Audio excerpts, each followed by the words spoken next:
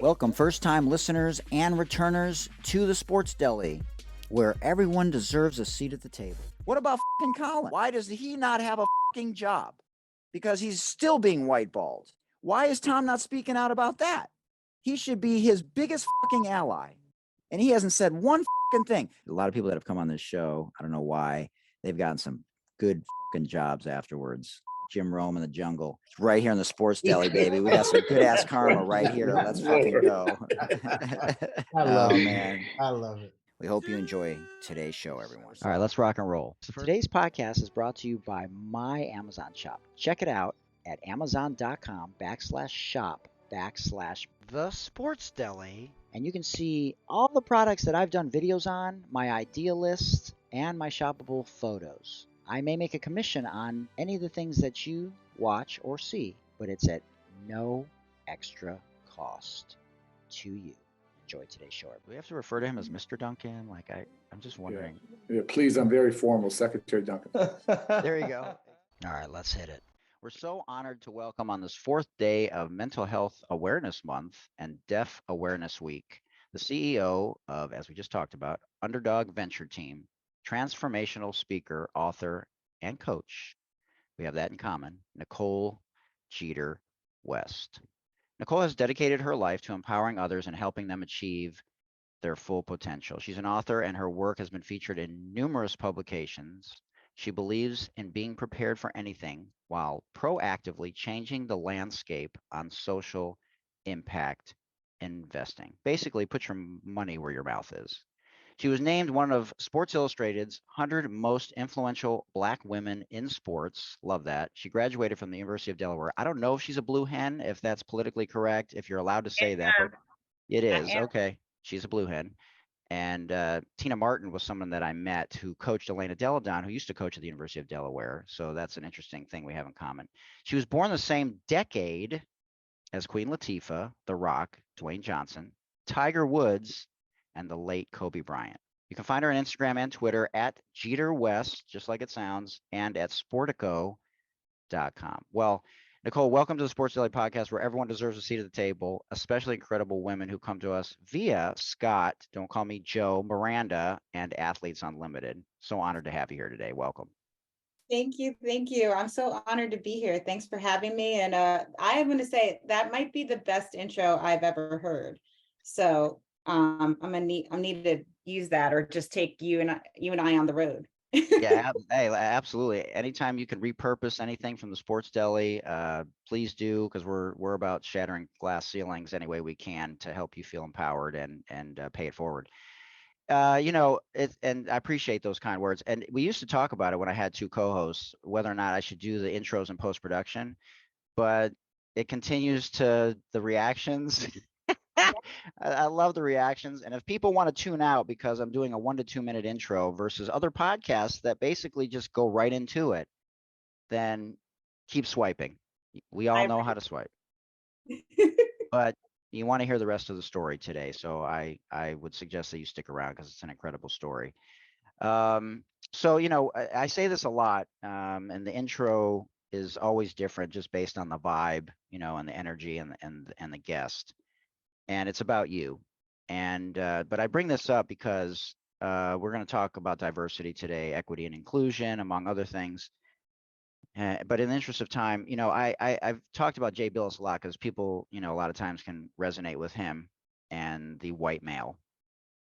But he did have a horrible experience in high school.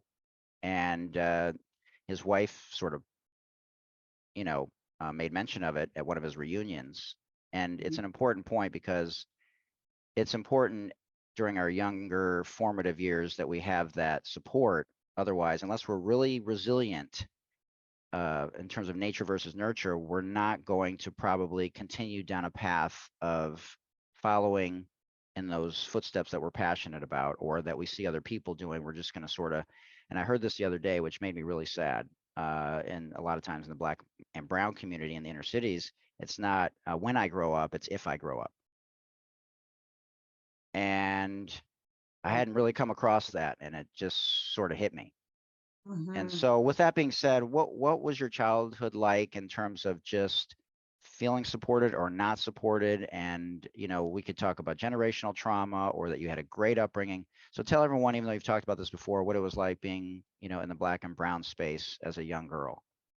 Yeah. So I am half Black and half Puerto Rican.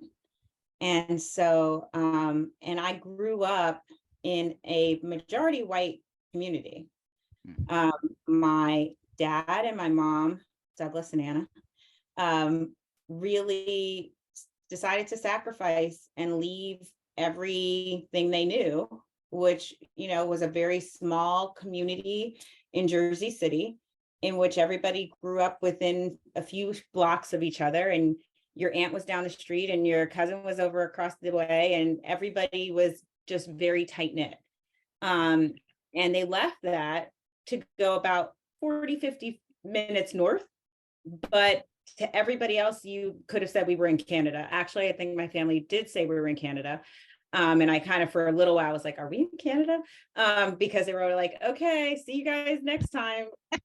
We're like, we're not that far away, but it was a whole world away from how, you know, from what they knew and from their family. And so we moved to a small town called Leonia, New Jersey.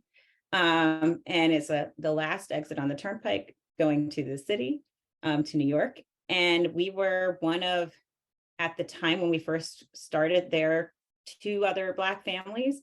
And, you know, one, I think I knew of 2 other Latin families at that time, right? And as I grew and we got older, there was a couple of others that came along. But for a very long time, I was the only person of color in my class.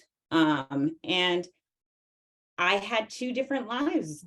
On the weekends, I would go down to Jersey City with my family and experience what life was like to be in an urban environment, to be around family and culture, and had sort of, you know, that experience. And then I would go back, and Monday through Friday was living in a very different world. And the benefit of that was that I got to learn and experience other cultures, but I also was able to realize that, you know, there were differences. There was reasons why, you know, I didn't have a boyfriend growing up for a while. And that's probably, you know, not something I paid a lot of attention to at first. And then when you get older and you're in your teenage years and you realize, and you're like, okay, I could see why. And why I didn't get, you know, it wasn't until I got to college where I really probably felt like I could embrace and love all parts of who I was. And that I had curves and I had different hair texture and all the things that, you know, I didn't see as much, or I only saw on the weekends. Interesting. So a couple things come to mind. First, so you moved, because I don't know if you really gave a clear picture as to why that was, to protect you, to take you away from some of the distractions? No, you know, we moved, I was super young when we moved. I was 2. And my dad wanted me to have what he didn't have growing up. He wanted me to experience what it was like to really be in a space that I would get an amazing culture, but also that I would get really great schooling, that I would have the opportunity to grow up and go to college, and do the things that, you know, he wanted for me and for, you know, my sisters that would come after. And so he and my mom very much made the decision to leave, and go away, to say, like, this is a community that is suburban, that has amazing schools, that is, you know, you're going to be able to have all these experiences and opportunities that we just don't know that you would have, if you were sort of growing up in the space where we grew up. And we want to give you that. We want to, or at least we want to try. And they did. They sacrificed a lot and continued to do that throughout my life, so that I could be in a position where I sit today. And I'm very clear that that is truly because of the decision that they made. I don't know why it keeps popping into my head, and maybe this is because I went into the opposite space. So I went to a private school when I was growing up. Now, I was dealing with a lot of anger issues because my father had just killed himself. So when I went from private school to public school, I was in heaven.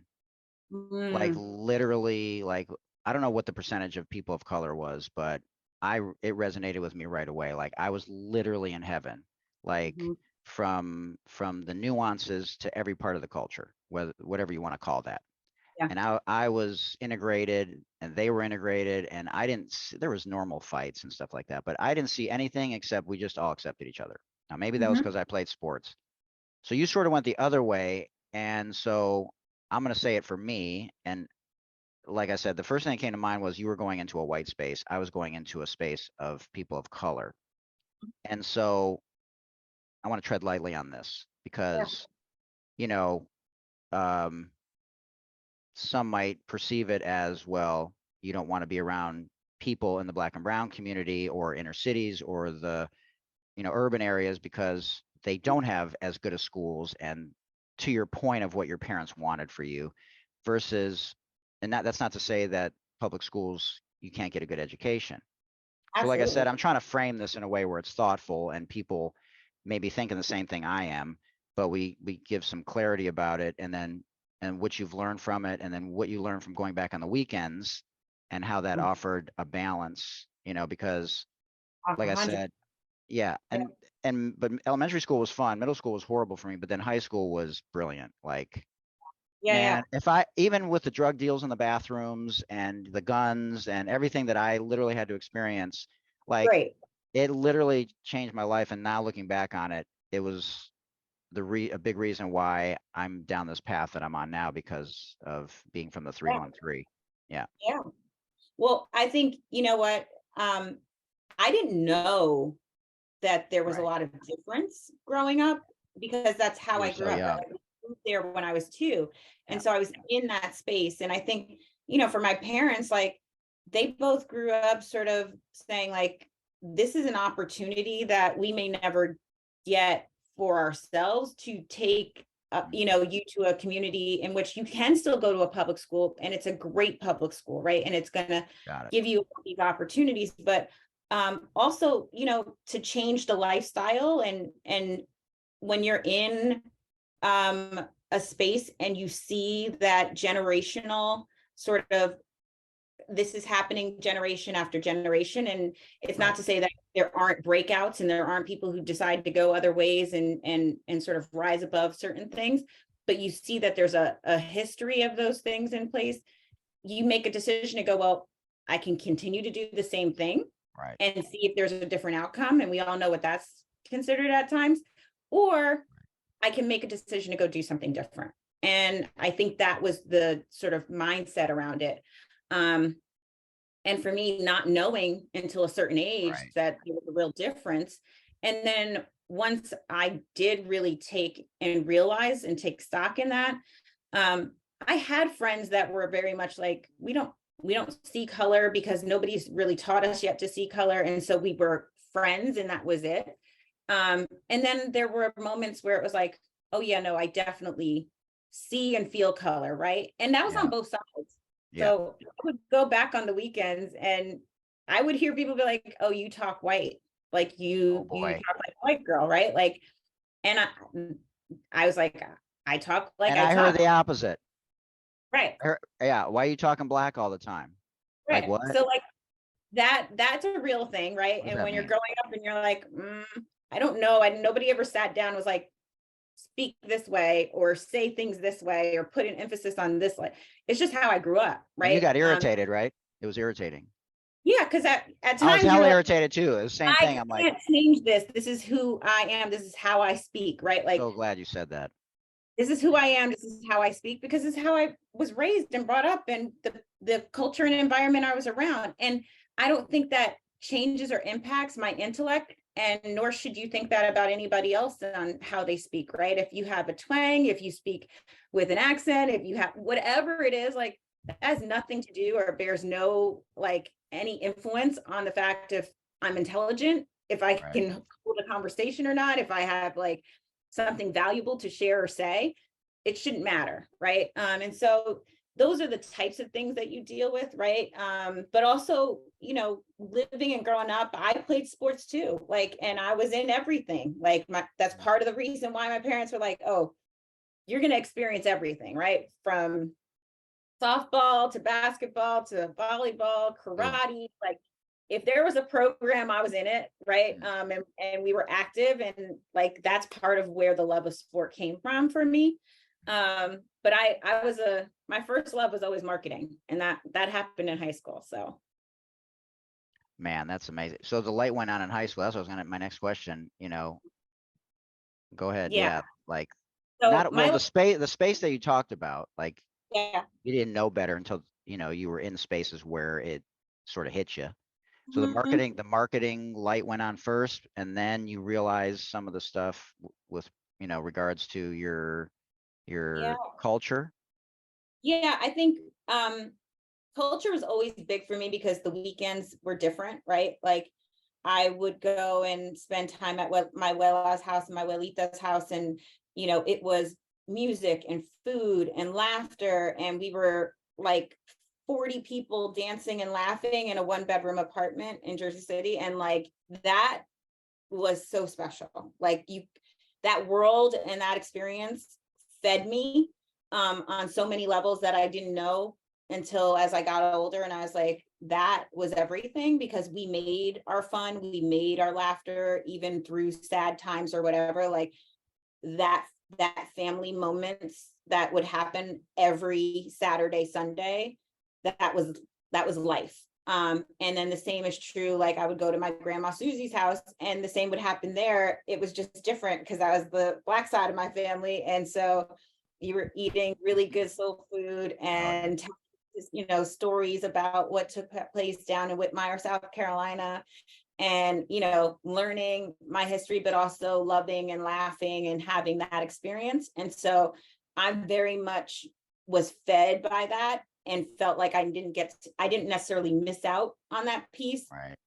It was just I got to experience something different Monday through Friday, and then come with that, and the experiences and the accolades and all the things that would happen along the way for me, for my sisters, like the amount of pride that then placed from the rest of the family was also really just impactful, right? And you could see and feel that. And then, in high school, I took some marketing classes. Shout out to Mrs. G and Freddie, my marketing teacher. Cool. She really helped turn the light on for me. And I got to understand really marketing and business and sales and what all that meant. There's an amazing program called DECA back in the day, which I think is still around today. But we got to do like mock role plays on like how to go sell or pitch something, how to do a marketing campaign. And so I was doing that in high school. And I was like, this is it. Like, oh my gosh. Like, and it fed my creative side. It fed my like passion for business still. Nice. And I didn't know exactly like where it would go. And then I started understanding that there's like real jobs that you could do where you could do this all day long. And I was like, oh, I want to go work for an advertising agency. And so that's where the spark went on. And I was like, that's it. I'm going to go work in advertising. I'm going to be the person who makes the commercial for Dove or something, and, write and create stories all day long.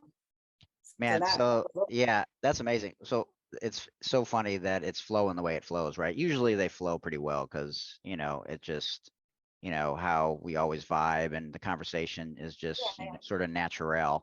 But my second question was, how did music, fashion, sports, and pop culture impact you? And I don't always ask that question, but it just felt like that was going to be something we were going to talk about today. So that was amazing. Yeah. And then you can touch on that more if you want to. But it's funny because I talk about this all the time in the sports realm, how street ball has sort of gone away. But in high school, we had a radio station, we had auto mechanics, we had home economics, and we had a school store. And shout out to Mr. Lessel. I haven't said his name in 35 years. Yeah. It was a legit store. I didn't know any better, but I'm telling you, like, and so what you're talking about a lot is not only the marketing, but the financial literacy that is lacking in today's curriculum. And so, man, shout out to Mrs. F and shout out to Mr. Lessel at Oak Park High School, because those things They motivate you, they inspire you, they like get your creative juices flowing. Like, It oh man, takes go you ahead. to a place where you're like, it's actually practical learning, right? Right. Like that's what I think I connected with so much was like, I wasn't the person who sat in a math class and was like, ooh, geometry, algebra, like Exactly. not me. My kids will tell you, like to this day, they come home and they're like, Mom, your dad will be home in about For real. hold on. But for me, it connected to the practical nature of like, oh, okay, I see how this applies in real world. We had a school store too, and Mrs. G and Freddie was behind the school store, and it was just like, okay, you get to work in the school store for a period, like, and Amazing. instead of going to like outside to hang out with your friends, like you could work at the school store. You got to do window dressings. You got to figure out Exactly. how you're going to display this stuff, like just stuff that you kind of thought you were just playing around, like you're like, oh, this is like when you get the Fisher Price cash register when you're a kid and you're like playing with play money. Exactly. But it takes you to that next level and you're like, oh, it's not Totally. play money, it's real money. And this is a real experience and I'm having an impact, right? Ooh, I got to help design that t-shirt we're selling. Right. And that made a big difference for me to be like, there's a lane here for me. And I want to be in this space. And even as I went into college, like my marketing classes were always like the classes where it's just like A's. No, like it just because it clicked so well Yeah. for me. And I remember I had a advisor who said, hey, because I was struggling in math, as I said, that wasn't my thing. And he was like, well, maybe you should think about another major. So I was a business major. And I was like, what? Like, I want, like, this is all I want to do. Like, I want to be a marketer. Like, that's business. Like, what do you mean? And, he's like, well, you haven't. And I don't know if I've ever shared this like publicly, my kids know, but like I failed calculus the first time and it came back again and it was not looking good. And it was like, you've got to do like these other things or you're going to fail it again. And if you fail it again, like there's just a whole like repercussion to like you actually being able to like graduate. And I was like, I was so distraught. I remember like going back to my dorm room and I was like crying. I was like, I have to change my major. Like, I don't want to change my major. And I had a great roommate at the time who said to me, like, you know what, you can do anything through God who strengthens you. And she wrote it on a little piece of paper. I actually still have the piece of paper in my wallet. And like gave it to me. She's like, you're going to pass calculus. Like you're not changing your major. And I remember being like, okay, all right, like wipe the tears, figure this out, because like, this is what you've always wanted to do. And you're not going to listen to this person who says you should go change your major and become a liberal arts major because you can't figure out how to pass calculus. Hindsight 2020, I got to meet my husband and who was then my boyfriend, and he helped me pass calculus. So shout out to the traditional males who are good in math. Right? He was one of my first allies. He was my first ally. Yes. And so I mean, but that was just one of those opportunities where you're like, this is something I want to do. And just because I don't traditionally look like or have the skill sets or expertise that somebody else might have, and that's regardless of race, that's just person, right? Like doesn't mean that I can't go after that, right? Like, so that really gave me a lot of life lessons through that, to say like, don't give up on that, but also like, don't let someone else tell you what you can or can't do, because it's not the path or the course that others are taking. And that was really impactful for me. And it opened up the doors. And I mean, marketing is really was the passion, and going towards that agency route was what I wanted to do. And sports came later. I didn't really know there was a business of sport growing up, because there wasn't like sports management programs at UD at that stage, or really any that I knew about to be like, oh, I want to go do that. So I didn't find out about that till like closer to when I was going to graduate, and had a friend who was kind of participating in a program. But I never really saw myself being in the business side of sport or the business side of any of those like sport culture related things, music, fashion. Right. And once you figure out that there's a space there for Wow. something that you have a passion for, you're like, yeah, like that's not work. That's like love. Like I was in love with being able to be part of the business of sport or be part of the business of fashion or culture or anything related to that, culinary at times, right? So throughout my career, it's always like these passions, and I like the business side on the back end.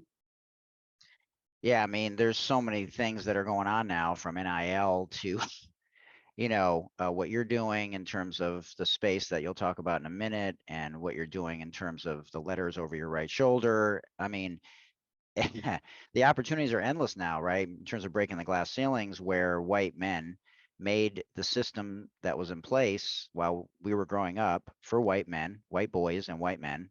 And now it's changing, it's shifting. We're massaging it in a way where it's now for women and women of color in a way that we've never seen before. So I don't want to jump too far ahead, but one of the things that I saw was, because we could talk about what you just said or the DEI piece. And so you tie it in any way you think is important, because they're probably, interrelated in many ways. But I saw that the University of Michigan has 100, and when I last looked at this number, it was 42, and in a year and a half, it's jumped up to 150 people that are specifically hired in the diversity, equity, and inclusion space. This is one university spends $18 million in diversity, equity, and inclusion. Over 150 people in this space.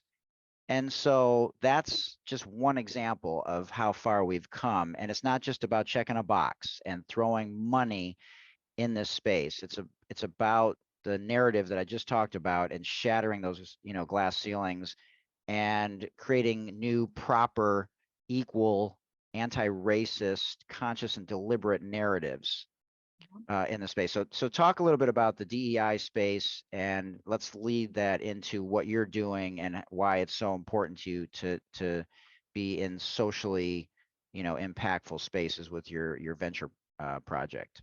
Absolutely. And so I'm going to say this because it oftentimes people will say, "Oh, are you a DEI expert?" Right. No, I am not. Just because the color of my skin does not make me a DEI expert. There are folks who Right. go to school, who are certified, who have experience and background in the space. That is not I. And nor do I think anyone should be selected for a role as the head of a DEI group without that experience, because you would not hire somebody to be the head engineer of your, airplane company just because of the color of their skin. You Right. wouldn't put them over that. You would look for their expertise and their background.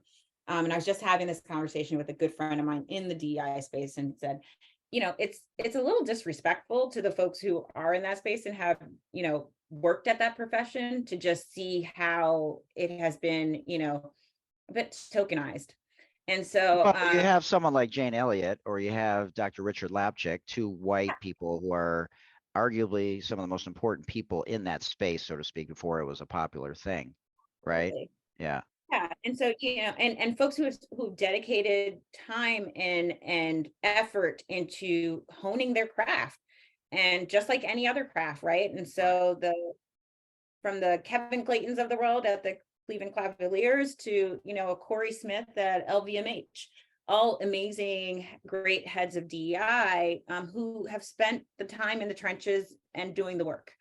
And so I just have to give that caveat, because anytime you talk about it, I feel like people sort of instantly are like, "Oh, you're a DEI expert." And I'm like, "Nope." And don't put me on a panel, because I will tell you, I will decline, because that's not my role. But what I do care about, believe in, and will be an advocate for is, I believe if a company is going to have a chief diversity and equity inclusion officer, if you're going to put somebody in a place in which they are responsible for that duty, you need to give them the resources the decision making and the ability and time to actually make an impact, to actually impact change in your organization. You need to give them that head cover. You need to be somebody who is not just saying you're part of the executive team, but you do not get the ability to actually make an impact or have influence. That is where I feel the challenge is. That's also why you see a lot of turnover in that role. It is significant because you're seeing people get really tired of being tired, and tired of not being able to make that impact, tired of not getting the support. So I think it's wonderful that there's an increase in the number, but it's got to be about real impact. It can't be just numbers, right? It can't be like, oh, we've got this many people who are on this. Great. How much budget do they have?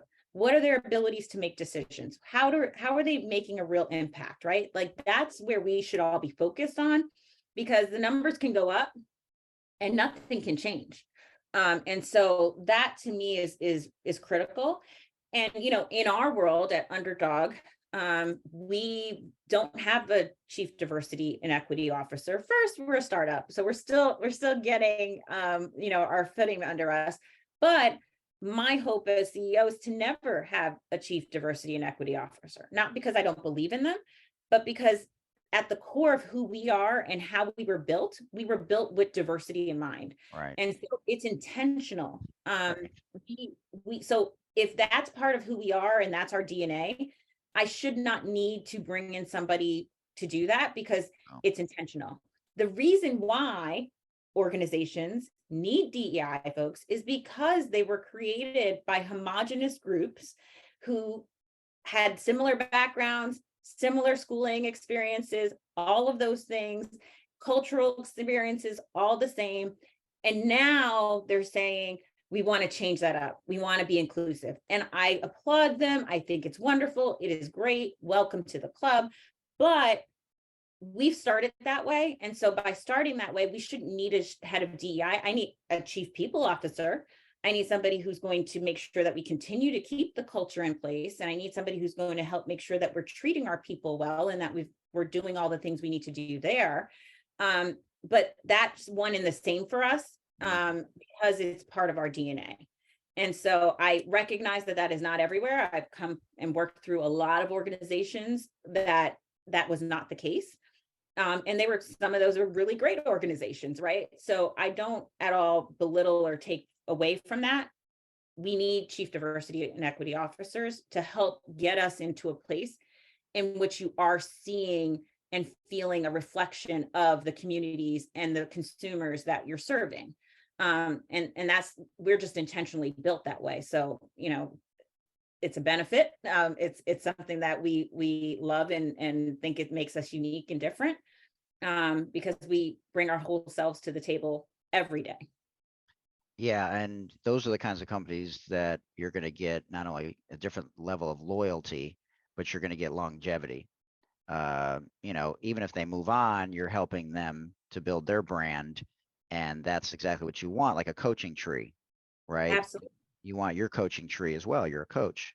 So tell everyone a little bit more about Underdog Venture Team. And the one thing I thought about was, I wonder how much pushback she's gotten as a startup, because if you're not established, you can't go to these large corporations or ventures, or like, 2028, which you can talk about and tie that in. But at the same time, you want to be given a chance because you believe in what you're doing, you have all the pieces in place, right? So tell her, and because you've worked with Moolah Kicks, with Natalie White, who we love, and she's been on our show. She was on the show early on. I mean, amazing, first ever women's brand basketball shoe in the history of the world. She's, on version 3 already. Yeah, she's amazing. So, and you've done some other things and you're doing some other things. So tell everyone, do you have pushback, and how do you deal with the pushback, and have they changed their mind after you come back after they've pushed back? So I think every startup gets pushback, regardless of what industry and they're in, what their service or product is. They're going to get pushback because you're new, right? And it's just it's part of the, I think, the stripes that you get as being part of a startup that you eventually hopefully get to a stage where you're like really proud to say like, yeah, I got a lot of no's. But I would also say, and I think I want to say we're fortunate, but I don't know if that's the right word. To say that we've had some pushback. We also have had a lot of yeses that have secretly surprised me, because you're kind of like, ooh, did that just happen? Right? Right. That's what I was thinking. Are we doing business at that level with that type of brand or that type of group? And the answer is yes. And so part of that, first and foremost, is we have an amazing team of people who have decided to come and be part of Underdog. They have a background and experience and talent that is hard to no one. Now I'm biased, so I'm going to say that, but we do. I think we have a pretty kick-ass group of folks. The timing is important though, right? Like social impact issues, since George Floyd Absolutely. are a big part of what people want to Absolutely. see now. Yeah. There are people who left careers at their organizations who had been there for 17 years, 20 years, Wow. and decided to come join this little old startup with, really not a lot of clients at the time, maybe a client or two by the time, right? But that was it. And say, we believe in what this is. We want to go do something different. And we love the fact that with intentionality, you are building a diverse team. And like our definition of diversity is background, culture, talent, experience. It's not all Black people, all Spanish people. That's not it, right? We hire everybody because that is the community. It is a reflection of the communities we serve. And so it just means that we don't have small pockets of anything, right? And so in doing that, we bring a really unique perspective. And so being a diverse group leads to curiosity. If you and I are sitting in a room together, your experience, your background is different than my experience, my background. We just talked about it.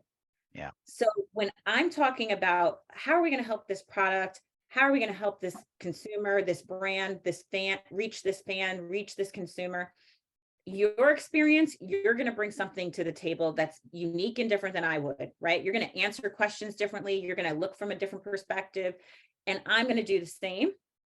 Somebody else is going to do the same who comes from an Italian background, some who's like, lived overseas and went to boarding school, right? Like all of that is unique. And so the curiosity that comes from that diversity is what leads to unlocking innovation, new ideas, bold thinking. That is what ultimately leads to us generating revenue.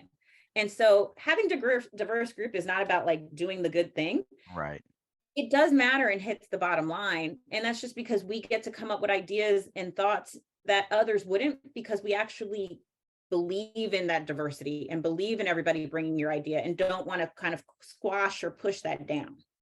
Well, and sometimes if you're in the minority, once people digest it, it ends up being the majority later, right? I mean, there you go. 50th anniversary of hip hop and everybody celebrating, not just one group. Right. And there has to be pushback, and there are strength in numbers. How many people did you start with? How many people do you have now? And tell everyone, briefly, what is it like a day in the life of Nicole Jeter West? Like, what do you do when you first wake up? Is it different every day? Like, do you have an agenda? Is there always a meeting first? Like, as if you're coaching a college basketball team, like how does the day go? So first and foremost, like we started with 3 or 4 people at Underdog. And now we are close to 30. Oh, so dang. Let's go. Yeah, right. It's a little Man. crazy. I tell people all the time, this is the craziest roller coaster ride I've ever been on. And Athletes Unlimited is one of them, right? Athletes Unlimited is one of them. They're one of our first, and I'm a huge fan of them and John Patrickhoff and everything they're doing there. So to me, like our early stage clients, like an Athlete Unlimited, are so special because they believe in us before anybody else. And they took chances, right? And I don't take that lightly. We don't, Yeah. want to deliver for them. We want to over deliver for them. For us, I always try to explain to folks like Underdog, we are brand builders. So we build brands two different ways. First, we build brands through our services. That's marketing, brand experiential, strategy, strategic partnerships. So what you might say traditional agency type services. And so that's core to who we are, and we help build brands through that. And we're not just building sports brands, we're building brands beyond sports. So media, entertainment, fashion, all part of our portfolio. Socially conscious. Socially conscious, nonprofits, all of it. And even, when there's not a necessarily social impact component, we try to bring it, or we try to create the connection there, because that's core to who we are. Right. And then we build brands on the other side of our business is the venture studio. So we are not a fund, but we do take a portion of our revenues and put those into investments. And so we've made a commitment to invest in early stage startups in the space of sport tech, health, wellness, performance gear, all of that sort of space that we know and love, that sport culture space. And 66% of our portfolio, this is our commitment, it will continue to always be our commitment, is women owned and people of color owned businesses. And that's because the venture capital dollars don't flow there the way they should. And so we've made a commitment that the dollars we put in will absolutely flow there, and the majority of the dollars we have will flow there. So you mean that everyone's reliant on Adidas, Nike, Under Armour to build their brand instead of being able to build their own brand? Yeah, and I think, that you could take any industry and say, right, there are groups that have a monopoly on the industry, right? That's what I was getting at. And that it's really hard to break through. And I think that's why you see groups like Serena Ventures doing the same thing, because, there's no shortage on, nor should there be a limit on the great ideas, products, and services that can be brought to the market. And that actually helps innovate the industry. It pushes the others, right? Even the smaller of the group, right, can push those big giants to go do things differently. And so that's why you're seeing, right, like having a Mulak Hicks, right? Natalie did something pretty remarkable when she was like, they're 22 years old. Like, what? Yeah, there are 5 points in a woman's foot that's different than a man's foot. And why should she be wearing a basketball shoe that doesn't help support those 5 points of Exactly. like phenomenal, right? But because of that, right, that innovation, that leads to other innovations, that leads to pushing the market, that leads for demand from others, right? To say, well, wait a minute, I actually want what I see over here. And how are you going to change and evolve to meet that?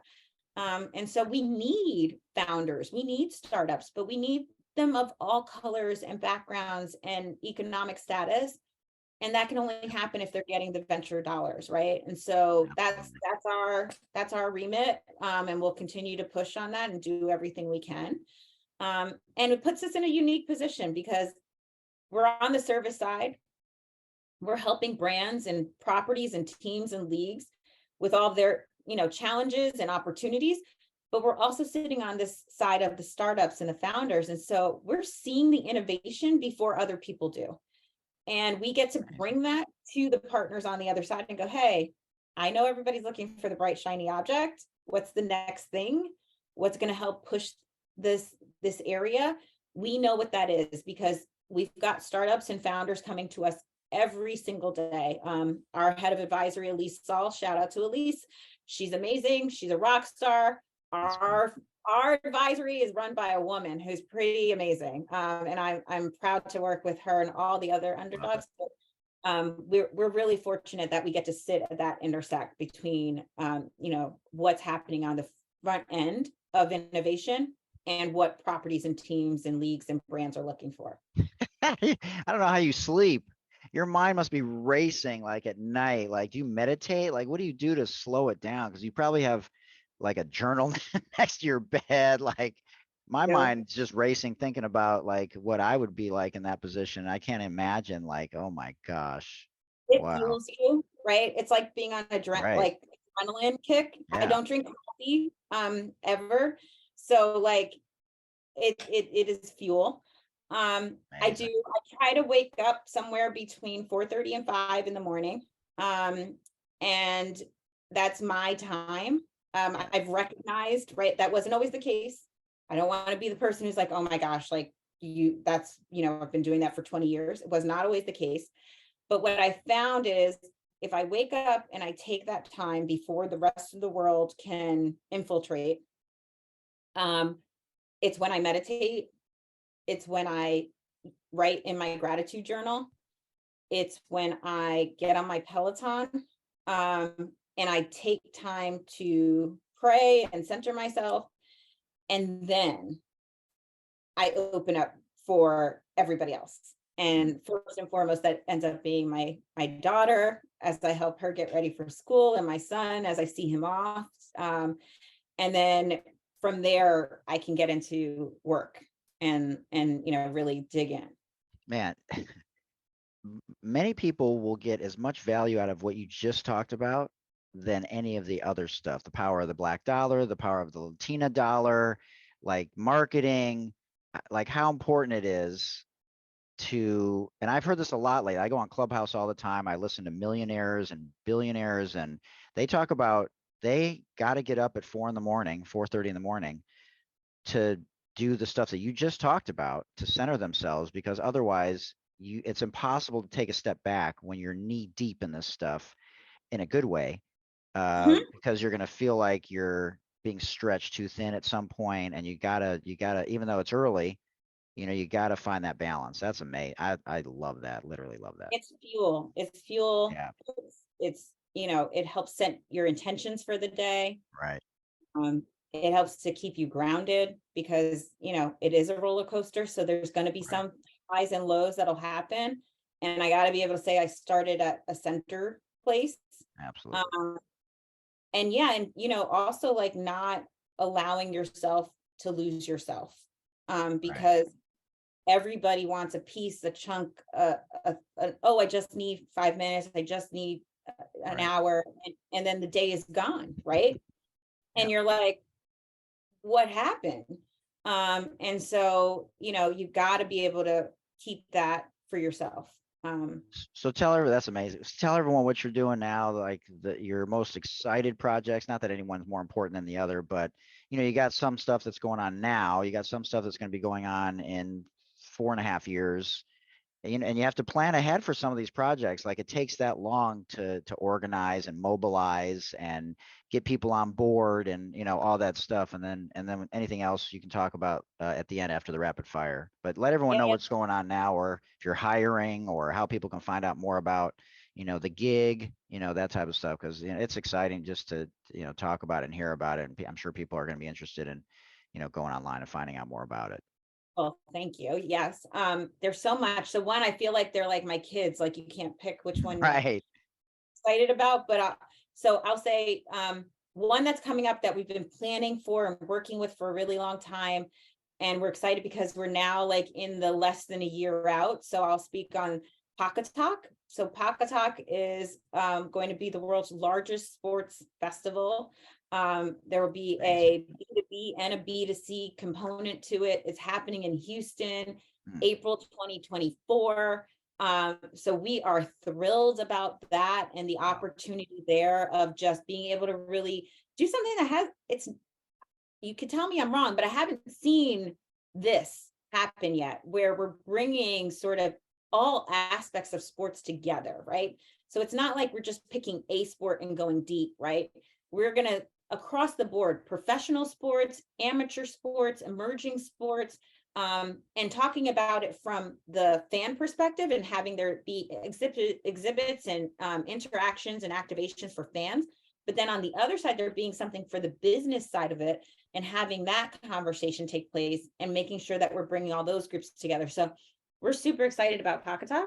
So That Houston sounds like 20 Athletes Unlimited, the fan involvement and the Yes, and so business side of I was it. going to say, Athletes Unlimited is also fun and exciting. That's another group that, I mean, what they're doing over there is next level, right? It Next is very level. much pushing the envelope on how to think about putting together a league, having Absolutely. athletes be the ones who are in charge of things, right? The fact that they get to pick and choose who's on their team, the fact that they get to sort of be the coach as well as the athlete is amazing to me. What they're doing to elevate women and women's sports at a professional level, I'll say that again, not an amateur level, but a professional level, Amazing. is also bar none. Yep. And doing that across multiple sports. So right now they've got 4, right? So they've got lacrosse, softball, basketball, volleyball, just amazing talent that is there. I love what the W's doing, WNBA with Athletes Unlimited and the support that's happening there. That's showing like Broadcasting their games, like, come on, what better what is ally can you happening in have? women's sports to me with that example is what should be happening like 10 times over. Absolutely. So that is so exciting to me. And then, you know, we've got, oh gosh, we're doing some great things. We just did the Jackie Robinson Foundation Gala. They're celebrating their 50th anniversary this year of the foundation. Rachel Robinson, Jackie's wife, 100 years old. I mean, and We haven't is heard just, enough about that. That's crazy to me. Like, yes, what? yes. I mean, what is happening there, the amount of scholars that they have impacted Wow. over those 50 years, who are now some sitting in Fortune 500 companies as major executives. Amazing. The power and impact of Jackie Robinson is just, it's still so unknown. And if you have not been to the museum in New York, just opened in September of this Wow. year, you must attend. Whatever you think you know about Jackie Robinson, number 42, you do not. There is so much more. He was a businessman, he was an activist. It was just, I could go on. Pasadena City College. Yes. We also get to work with the McClendon Foundation. Wow. John McClendon, one of the first Black coaches in the sport. He was the creator of the secret game that took place, and also the inventor of the fast break. So if you like basketball and you believe in the fast break, you need to thank Coach John McClendon. And so he has a foundation that is impacting how you have more diversity in college athletics and in business in general. But like, let's see more college ADs that are diverse. Let's see more front office in college that are diverse. Lord. And have some of these students have the scholarships and the ability to go really experience that, and then do that throughout sport. They're creating amazing fellowships across the sports ecosystem and in business and brands that are working with sports. So those are just a few. There's others, but I'll get in trouble if I name all of them or if I don't name all of them. So I'm going to just say we are super grateful at Underdog for every relationship we have, from like Major League Baseball to Major League Soccer to, you know, Nordstrom, Netflix, Televisa, Univision. We love all of you guys. Man. So anything about over your right shoulder? You allowed to talk about those different fonts, or that's not one of the ones you can talk about right now? Those I can talk about. Those that was from my previous role. Before I came to Underdog, I worked with the amazing group at LA 28, the organizing and committee for the Olympics and Paralympics coming to Los Angeles in 28. I'm still a fan. I'm still a big supporter. But I got to work with an amazing group of people at LA 28 to develop the brand emblem for the games. It's one of the first dynamic brand emblems in the Olympics and so in Paralympics, and we're proud of that. And got to spend some time helping with building the foundation for that brand and that group. And so shout out to all the peeps over at LA 28. Still big fans and excited for what's going to come. Lots of great stuff happening there. Amazing. 44 years after the 1984 Olympics in Los Angeles. Incredible. Yes. And it'll be the first time the Paralympics will be right at LA. So that it's amazing. Super excited. Yeah, that is amazing. All right, let's get to the rapid fire. I know you just talked about how busy your day is, and we're taking an hour out of your day, and hopefully people get some value out of this, some education, motivation, and inspiration on so many different levels. Okay, which phrase do you prefer? Money talks or don't judge a book by its cover? Hmm. Don't judge a book by its cover. Interesting. Speaking of books, do you have a favorite of all time or something that you're reading now? There's a lot, but I am a huge Mitch Albom fan. So Ooh, Detroit. I Let's go. love Marley and Me. all of his books, all of them. All of them. I every time he has a book and it comes out, I read it, and I probably read it in like 2 days because he writes like so well, and it's just yeah, I'm a big fan. Yeah, he always hits you right here. He's such a thoughtful writer. He understands nuance, not just as an ally, but in sports, but in so many different ways. Shout out to Mitch Albom. I actually have tried to get him on the show. Mitch, come on. He's Come on on, my Mitch. he's on my bucket list, man. And not only that, I'm from Detroit, so there's that part of it. Yeah. You have a favorite food? Ooh, arroz con gandules. Okay, tell everyone what that is, because Rice, that's rice and pigeon peas. But yes, there you go. that's at the Man, top. man, that's amazing. Wait, do you like to cook or dine out? I like to eat my husband's food.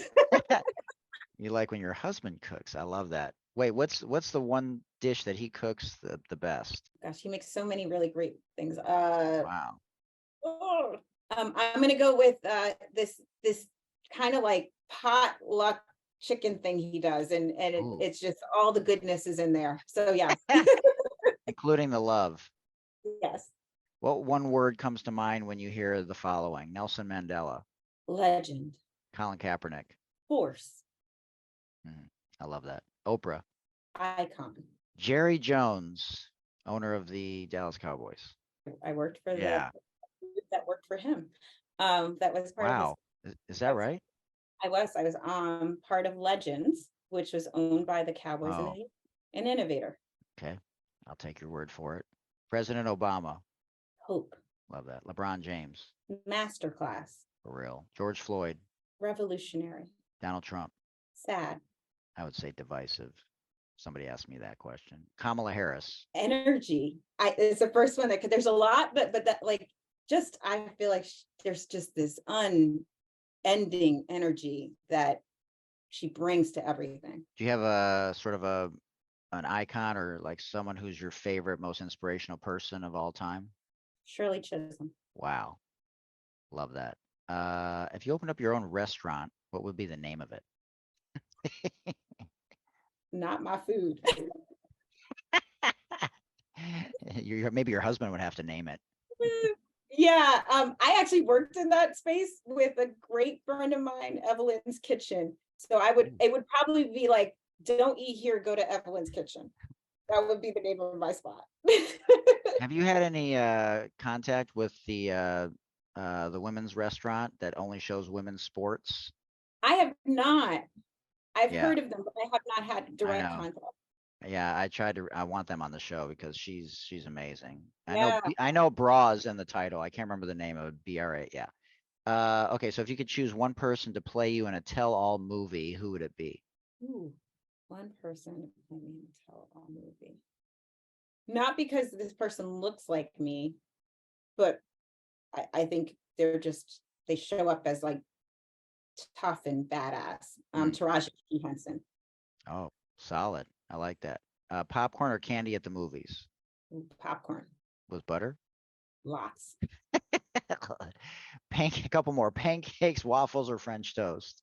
French toast. Ooh, have you ever had French toast with challah bread? Yes. Oh, let's go. You're one Come of the on. first. Yeah, well, I mean, I don't know how many people, have educated you on Jewish bread and like the thickness and like people sometimes just use white bread or, potato bread for French toast. So I don't know. Like, I grew up I told you, in all white I don't town. want to be presumptuous. I went to lots of bar and bat mitzvahs in my Oh, day, wow. and I love it. good friends in the community.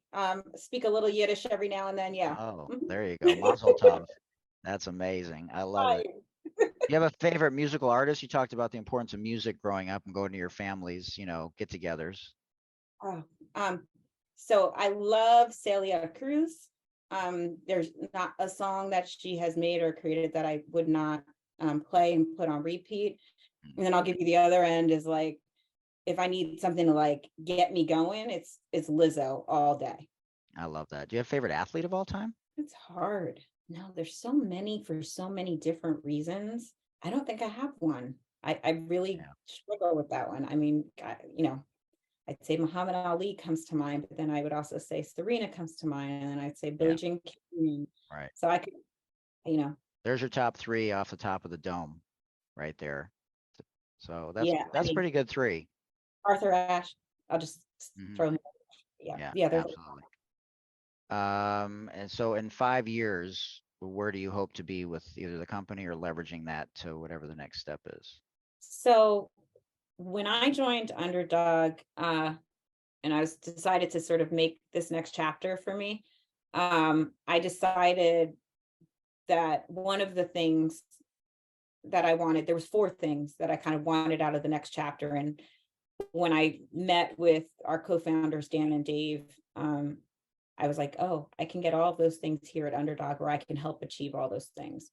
And one of the big ones was generational wealth, not just for me, but for my community.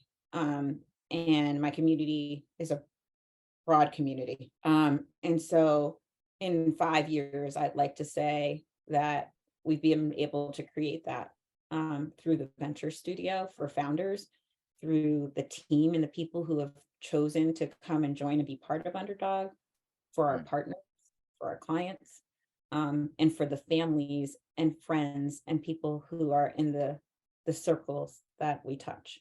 Yeah, financial literacy and generational wealth. And I'll add reparations to that. I'm a big believer in reparations. So yeah. Two more questions. What is your best advice as a mom and as a wife? So the question I get asked all the time by other women in business and in who work in sort of, you know, working moms, working women, is how do you balance work life?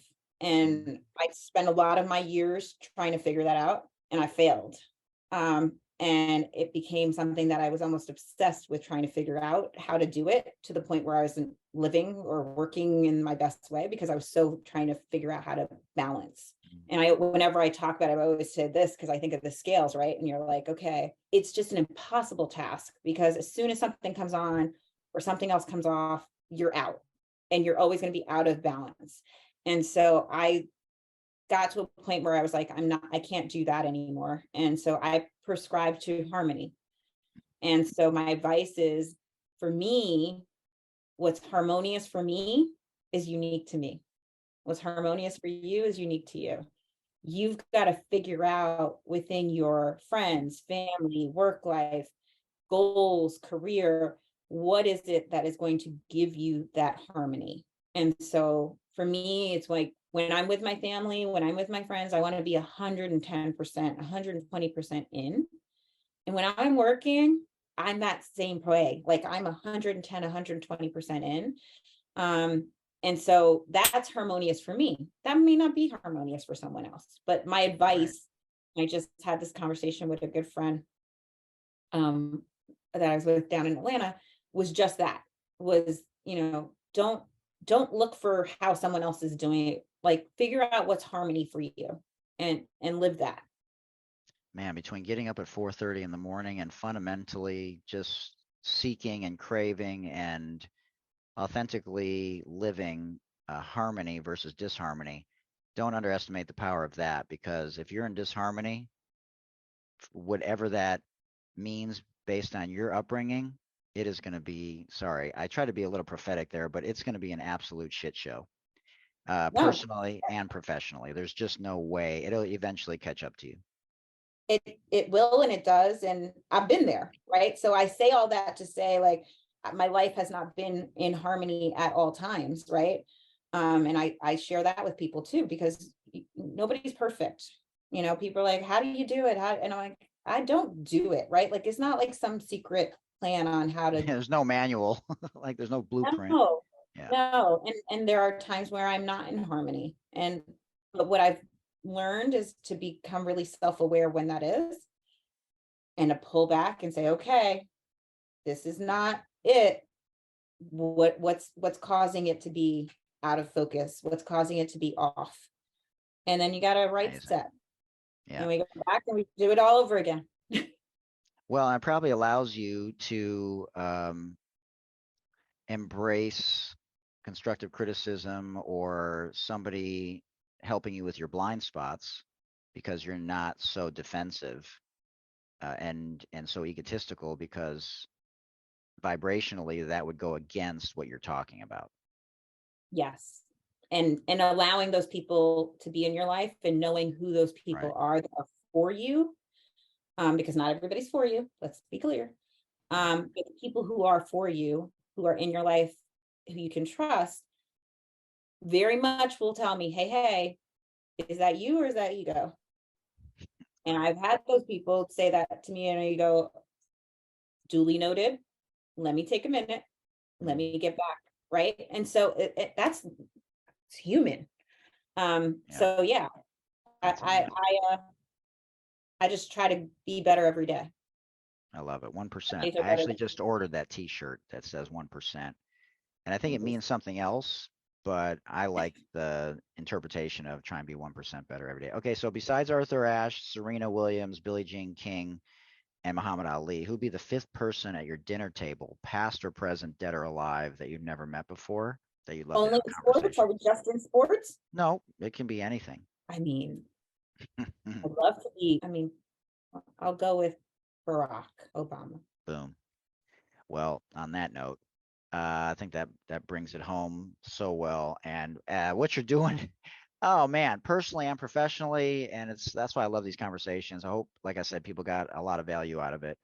If nothing else, to love yourself. Your past does not define you, and follow your dreams, because if you build it, they will come. So, man, that's amazing. Any last words? I know you're probably overdue with some meeting that you have to go to, so I apologize. But man, phenomenal stuff. Much love to you and your team. Keep being the most amazing coach, one of the most amazing coaches we've had on this show.